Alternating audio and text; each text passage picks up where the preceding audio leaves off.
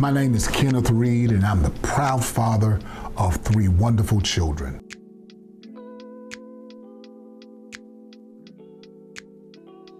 Kirsten Ivana Reid, Kenneth KJ Reid, and Kendall Reid. I can't say it enough. I am so proud to be a father. Been blessed to be married now 29 years. And so being in a family where you have a mother, a father, and children is something special and a purpose in my life. I'm so glad that God gave it to me.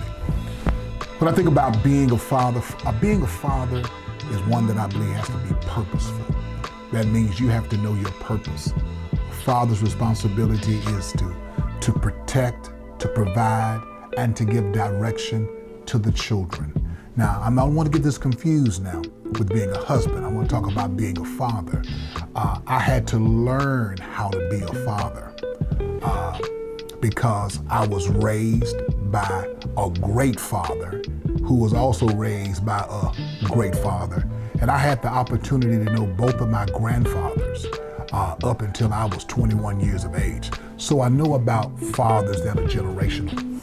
And in this present time, being a father is something that you have to have a passion for. You have to have someone that believes in their purpose in taking care of the children. I've been thoroughly blessed. Kirsten, who is my daughter, she's my oldest daughter, my only daughter, and she is one I call my mini-me. When I tell you she's my mini-me, she is my mini-me. The moment she came out, she looked just like me. Favored my sister, but she's my mini-me. And what I mean by that is she looks like me, she has mannerisms like me, and as a father, it makes me so proud to see a mirror in front of me.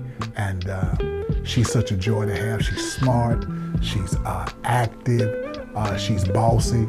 She said she got that from me. I don't know what that means, but she says bossy, but she is a brilliant daughter, and she honors me as a father. Being raised in a house where she's always known a father, she's watched how I carry myself in their training and teaching and loving on them. So Kirsten is my mini-me. I spend time with her. She has her daddy's heart. Not only is she a daddy's girl, she's a daddy's woman now. She's a woman and daddy still takes care of her. My. So she's my mini-me. My middle son, which is KJ, who's my namesake. KJ is the athlete like I was in my family. He superseded everything I've ever done. KJ did a great job in high school and college and got 2 master's degrees. He has 3 degrees, a bachelor's, an associate, and a master's degree. Educated, doing a great job. And he blew me away when he gave a speech one time. And they asked him who was his role model. He says, well, I don't know about anybody else. He said, but my role model is my father. It brought me to tears. Out of all the people he's met that have complimented him, that poured into his life, he said, my daddy is my role model. That's my namesake. I talk to him, I call him. He has his mother's countenance, but he has his daddy's name, and we wear that name proudly. We play games with it about our name. Who knows the most people? Who know us? And so KJ is most definitely my namesake. I really enjoyed being a father and going to his game so he could see his daddy in the stands hollering out his name as he tried to ignore me like he didn't see me. Embarrassed, but his daddy let everybody know. That's my son, KJ Reid. So that's my namesake. My third one is Kendall. Kendall came 4 years after KJ, and Kendall, he's the baby boy. Let me just say that. So Kirsten may be my mini-me, KJ may be my namesake, but Kendall, we still trying to get a name on him. I'll say it like this: he's something else. I tell him that all the time. When he does great, and when he doesn't do so great, I still say, son, you're something else, but you'll always be mine. And he's done the same thing. Great athlete in school, scholarships to go to college. got his bachelor's degree in computer science, starts for SAU, football. Then he also is working on his master's. He's on an internship right now at Oracle in Denver, Colorado. Kendall is somebody that has his own mindset. He's someone that loves people. He loves to lead people, but Kendall is something else. And that's what I have to say about him, and we love him dearly. And he's the same way about his dad and being a role model for him. And he makes me so proud when he calls me Pops. He calls me Pops. KJ calls me Dad. Kirsten calls me Dad or I need her. Y'all know the difference, right? I need her this, I need her that. So as a father, those type of things I have to deal with in those three. And I find the joy in being a father with those three.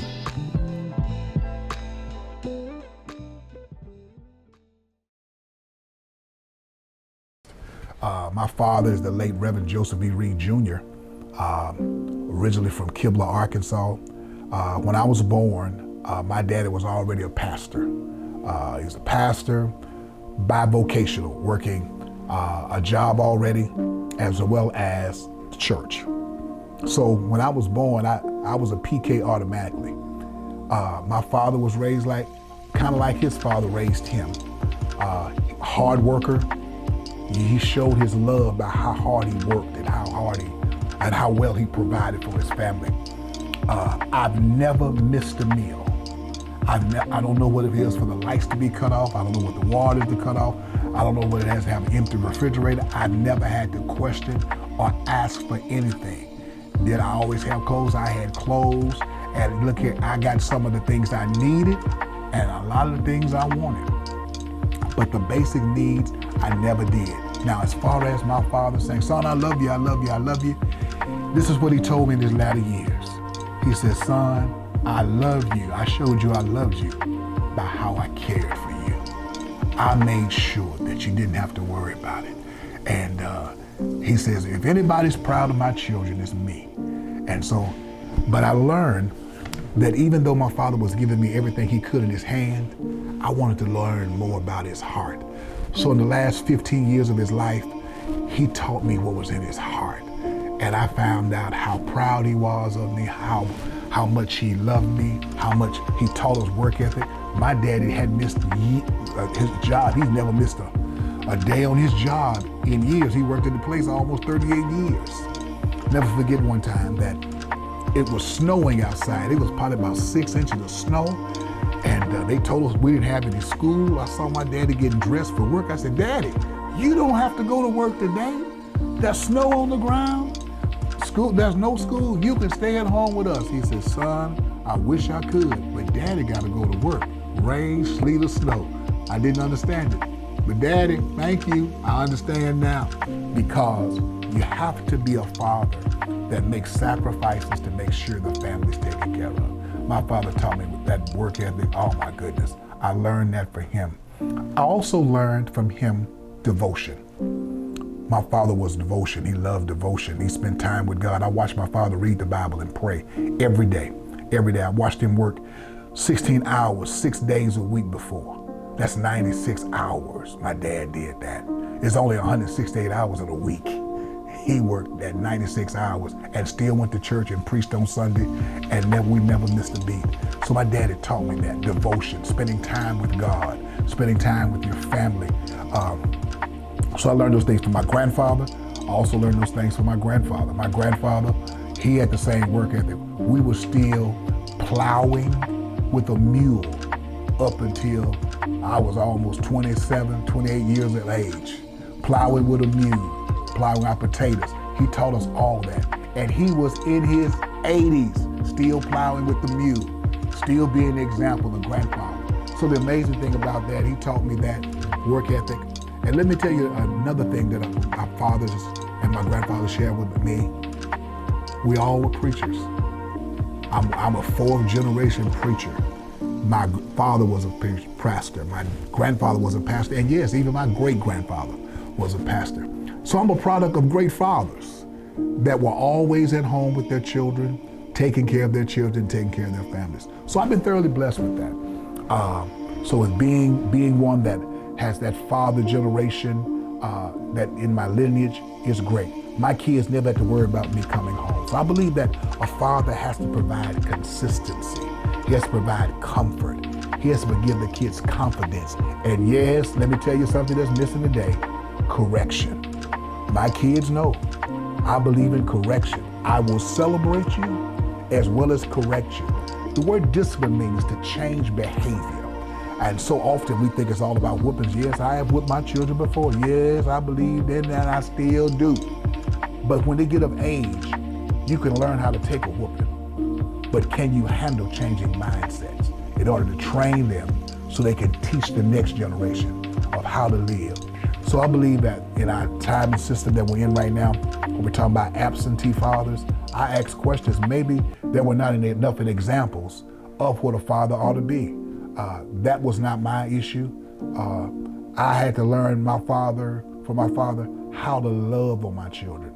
So I love on my children. My kids know what it is to hug them every time I see them, to kiss on them, to show them love, to show laughter.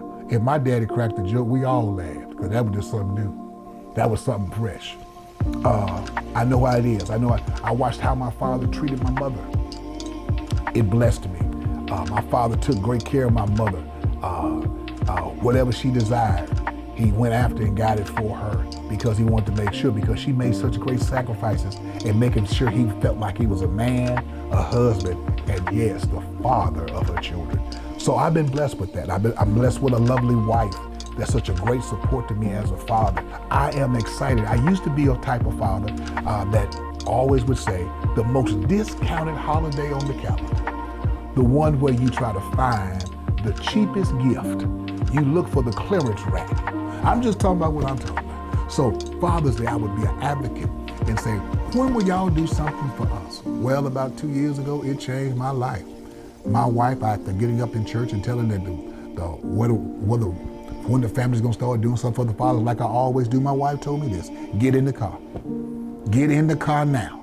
I got in the car. She was upset and frustrated. I said, what's wrong with you? Don't say nothing to me. Just be quiet and ride. My wife took me from Texarkana to Dallas. On my way to Texarkana to Dallas, all three of my kids called me to wish me happy Father's Day, but they were all going somewhere else. I said, what kind of Father's Day is this? I go all the way to Dallas, go to my favorite restaurant, Cheesecake Factory. Oh my goodness. I go to Cheesecake Factory, I walk in, my wife has it at the front desk and they tell me to turn around. I turn around and all three of my kids and my son's fiance at the time, now wife edition, came in the restaurant. I was blown away. They had planned to surprise me for Father's Day. Then one of my armor bearers showed up, one of my sisters I called. All of them showed up, and they know I'm a crier, but this time I tricked them. I went into the bathroom and cried real good. And then I came out, they said, you okay? I said, oh yeah, it's good. Y'all ready to eat? They said, you didn't cry? I said, oh no, I just really appreciate what y'all doing. I'm just blown away. They didn't know that I had let everything go in that bathroom. Fathers do cry. And I was just so blown away. So this Father's Day, hey, I've been blowing my horn. Look here, I can't wait, because my family's showing out for me. And that, when a father is honored, it changes the whole atmosphere of the house. I know they say a happy wife, a happy life, or whatever mother says, but let me tell you something. A father that takes care of his home, that loves on purpose and protects, is something when his family, his spouse, or watch this now, his children honor him. It's a blessing. It's a blessing to be able to do that. And so those are some of the things that I'm learning. Experiences of a father, going to the football games, track, graduation ceremonies, award ceremonies, weddings. With my son's first wedding, my son KJ got married, and guess what? What I did was this. He gave me the honor of doing the ceremony. He said, I want my father, my daddy, to perform the ceremony. Imagine being his pastor and his father. Wow, what a great honor. And one day I'm gonna walk my daughter down the aisle and I'm gonna cry all the way down there. Because I hate to give her away, but I'm gonna be crying because the one I'm giving to, I'm gonna say, finally. Hey, that's what we as fathers do. And the Kindle, we'll just be waiting, somewhere listening for our name. So because of this, I admire fathers, and I thank God that I am a father. And I appreciate this honor and this tribute in being a father. Thank you.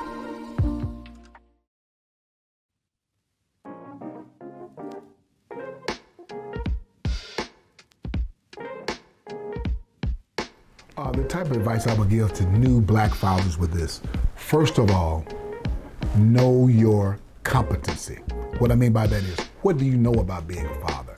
A lot of us, being a father is about who taught us as a father, who trained us as a father. And so when you got people that have absentee fathers, I tell them this: stop talking about what you didn't have and be what you didn't have. We got to get past that. So I tell fathers, learn out what your competency level is about being a father. Learn what it is to be a father. Then once you learn how to be a father, then start enacting and being the father that you've been called to be. Because this is not a moment responsibility, it is a lifetime of responsibility. So I tell young fathers, as you're getting started, first of all, know about being a father, and then walk in and act in what you've been called to be as a father. Get to know your children. Find out what are your expectations so you can execute them. But a lot of us, and I share these different points, experience we deal with. Then the next thing, once you get exposed to better.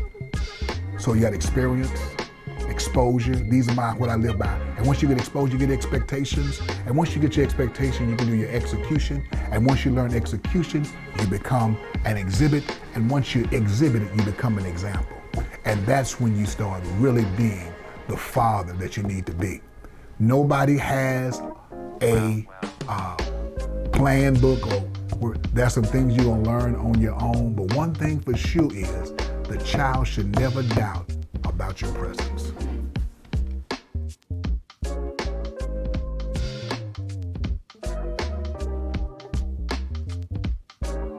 Fatherhood changed me as a person.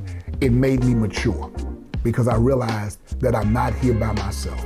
I know what it is to be selfish, and now I've learned to be selfless for my children. That means I'd rather be selfless, you have, and I don't. So it taught me another level of sacrifice, of maturity, and it grew me up. I started fatherhood. My wife, we got pregnant the first week of marriage, so 9 months later.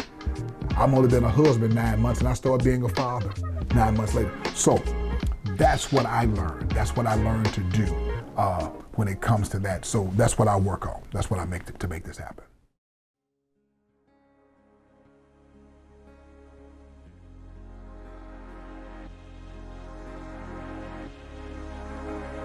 I am a product of 4 families. My grandmother, my grandfather, they come from 2 families. So those 4 families came together, produced my mother and father, and my mother and father produced me. So I'm a product of 4 families.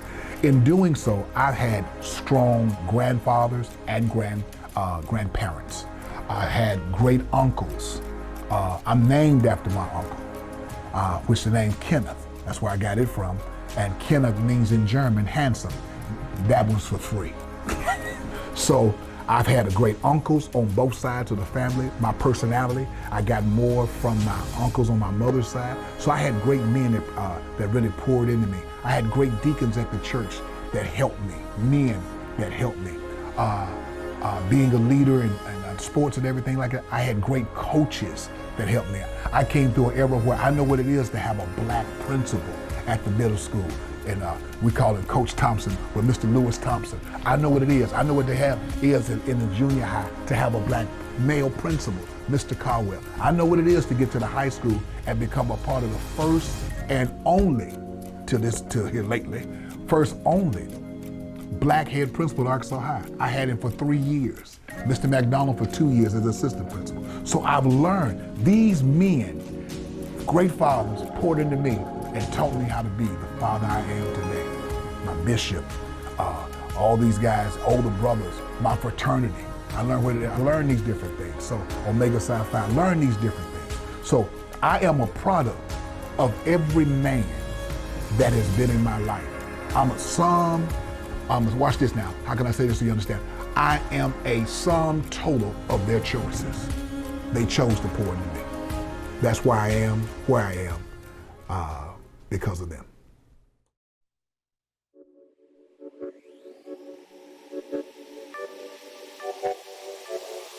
I stopped making excuses for what we don't have and start being the answer rather than keep creating the problem. I think we've been taught, and I've been dealing with this past week, I think we've been taught as African American fathers now, we've been taught coping mechanisms, but not conquering strategies. We're teaching how to cope. It's always a struggle to be a black father. When will we ever get a conqueror? When will we learn to be conquerors? And so this is what I found out. Me being a father, I had to learn this. This is one of the strategies I learned. When Moses got to the Red Sea, he looked around and saw behind him he had the people that were following him. He had Pharaoh's army behind him, mountains on both sides, and a Red Sea in front of him. And what he did was he said, God, what am I supposed to do? God said, use the staff that's in your hand. But guess what? Moses literally turned around and saw what was following him, and he was more scared of that. But what was in front of him was greater. I think one of the things we as black men will have to do is turn our backs on the stereotypes, the people that already know us, and walk into something that we've never done before. Parting these Red Seas. Stop being told, yeah, we're kings, yes, but brother, where is your throne? It's time for us to part some Red Seas. And you can't part a Red Sea till you turn around and face it. Turn your back on your stereotypes and part the Red Sea. That's why I am. I set standards for myself, set standards for the men that hang around me, accountability and responsibility. And we're not gonna continue to keep talking about our past. One of the worst things to me, and I'm glad you asked the question, is I don't ask a question in February about Black history. I ask the question, what does Black future look like? Because some of us are still stuck in Black history, and whatever you think about the most, you always repeat.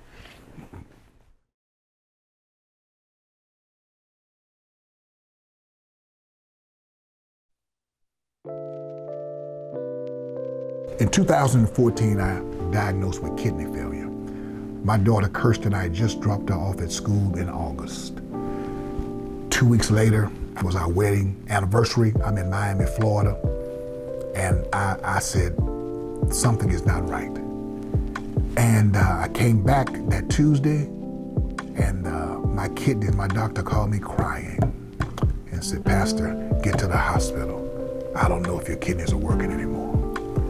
I don't know how long they've been going. She said, are you okay? I said, I feel okay. I went to the hospital, my kidneys had stopped. And so to have a daughter that's just now entering college, to have a son that's a senior in high school, to have another son that's in the 8th grade, and I'm having to tell them I might not be here. It took a whole lot out of me. I missed out on a whole lot of moments. For 4.5 years, I was at my son's football games. I was that father there. But I watched my son go through his senior year, and I played one game. I went to one game, but I struggled to get to halftime. I struggled. That weighed a lot on him. He'd come after the game and said, Daddy, I wish you were there, but I couldn't. It took a lot as a father to have your son to come on the side of the bed his senior year and more concerned about you than his senior year. To have a daughter in college that is at her freshman year at Arkansas Tech and worried about if her dad is gonna live. To have a young man, Kendall, to never ever to wonder if will my daddy be alive for me. Oh, thank y'all. See, y'all got me acting up, see. So, yes, for 4.5 years, I struggled. I struggled with being a father. I couldn't be at the events. I couldn't go to my sons. KJ graduated. I struggled to get to the events. Dialysis 3 times a week. I'm still teaching school, trying to provide, still pastoring the church, missing out on my family. It took a great toll on me as a father. It did. So Wasn't able to make all of KJ's football games on Saturdays. I adjust my dialysis. But while I was doing that for him and my daughter, my youngest son was suffering. I couldn't go to his games at all. So his senior year came and I didn't make one game. Hard as a father. And he went to college, got all these scholarships. And I couldn't be at the game because I was on the machine. So in doing so, it was a big strain on me as a father. Number one, I didn't think I'd see KJ graduate. God bless me, see KJ graduate. Didn't get a chance, didn't think I was gonna see Kendall graduate. I watched Kendall graduate in May of 2019. I just started thanking God that I was able to live to see that much. But then June came, but July the 2nd, that same year, 2019, I got my kidney transplant. Opened up a whole new life, another chance at being a father. So what I did was, I didn't miss any of KJ's games on Saturdays and Kendall's games either. So KJ had just finished and Kendall was just beginning. So I was able to be at their games. So I watched my kids since 2019. I watched them get, all of them have bachelor's degrees. KJ actually has 3 degrees, a bachelor's, associate, and a master's. Kirsten has a bachelor's and a master's, and Kendall has his bachelor's, and he'll have his master's in December. All this while on dialysis, kidney transplant. So I am a proud father because I'm able to see some things I didn't think I was gonna see, because 17 people died on my dialysis shift. 17 people. And then I did 8 of their funerals. I preached 8 of their funerals. To imagine preaching funerals of people that died of the very same thing you have, and you don't know if you're gonna make it. So, yeah, so that being a father, God gave me a new lease on life. So this year be 5 years. And I'm excited about it right now. Shoot, hey, I'm going another Father's Day right now. Yeah, God will do it. Yes, yes, yes.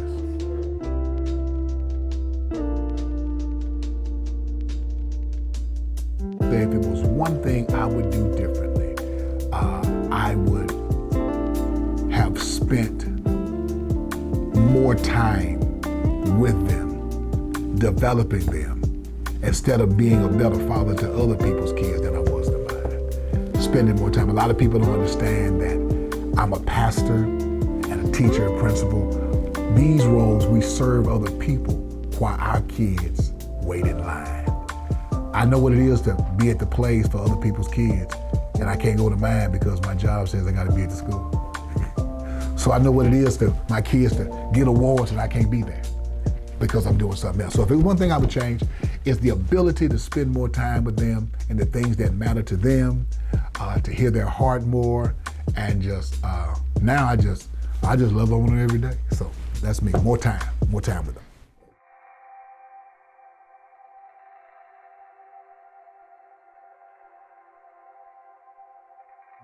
Someone that, number one, loves God, loves his family, loves his church, loves his community. A person that loves people. I love people, I lead people, I serve people. I want them to see that I was a person that genuinely cared about people, but loved my family. That's the legacy I want to leave behind. My wife is doing this book she's working on now, talking about how to learn, live, lead. And then she talks about this legacy. And I said, baby, when you leave a legacy, you left out one L. She said, what? You become legendary when you die. So I want my kids to view me as being legendary because they watch me leave the legacy.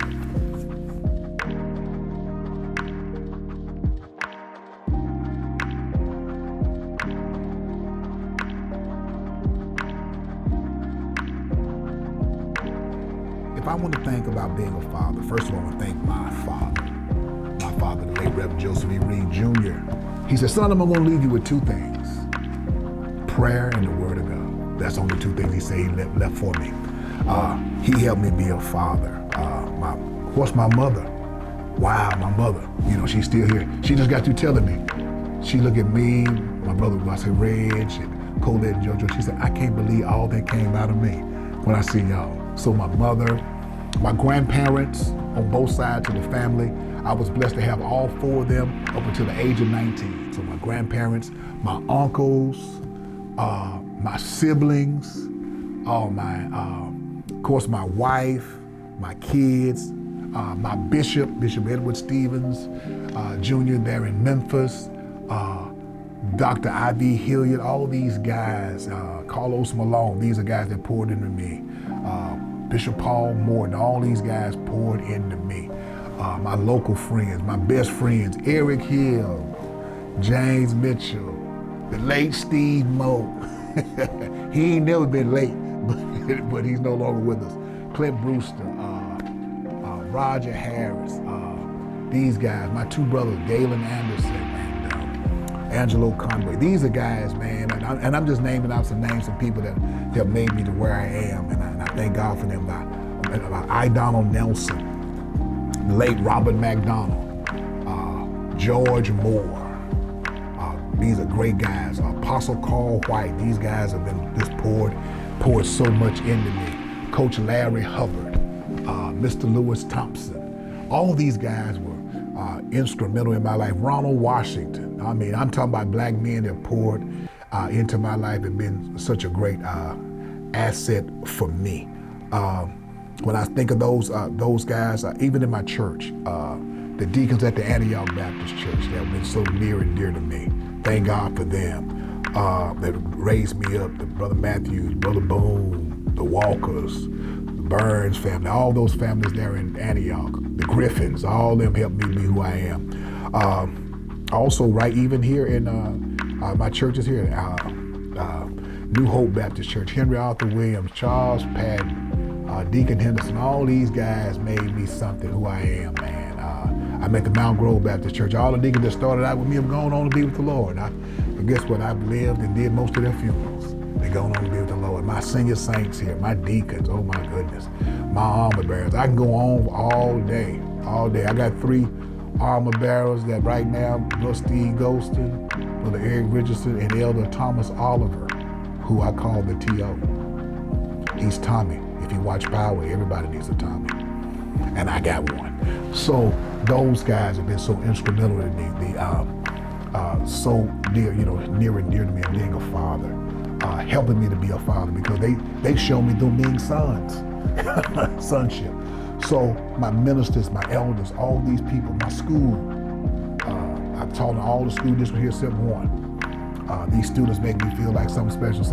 I've done their weddings, I've done their funerals.